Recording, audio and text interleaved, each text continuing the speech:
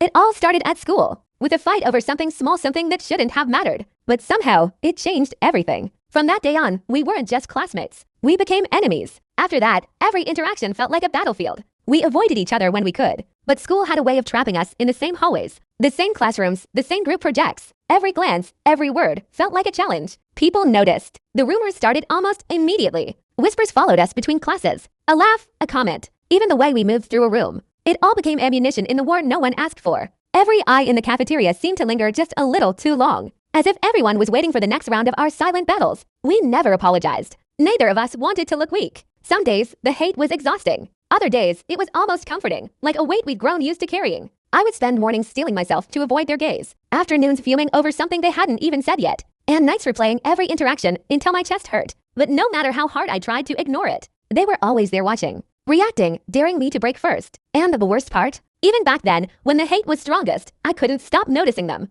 I hated how my chest tightened when they were near, how I found myself scanning the hallways for a glimpse, even when I swore I didn't care. Sometimes I caught them staring at me just as often as I found myself staring at them. A smirk that shouldn't have made my stomach flutter. A laugh that shouldn't have sounded like music. A look that shouldn't have made my heart skip. I told myself it was hatred. That's all it was, hate. But even then, deep down, I knew it wasn't just hate. It was something darker, something dangerous. There were moments when our rivalry bled into every corner of the school day. A misstep in the hallway became a silent war of who would move first. A book dropped in the library became an excuse to throw a smirk or glare that lingered too long. Even when we were in different classes, the air seemed charged, as if we were both waiting for the next inevitable collision. And the rumors only made it worse. People whispered about us like we were some tragic love story in progress. They hate each other so much. But maybe it's not hate, someone said one afternoon. I laughed it off, but I didn't want to admit how much the comment made me think. It wasn't just the rumors, though. It was the way my stomach tightened when I felt their eyes on me. The way my heartbeat seemed to quicken whenever I passed by them in the crowded hallways. Because the closer we were forced to be, the more I realized.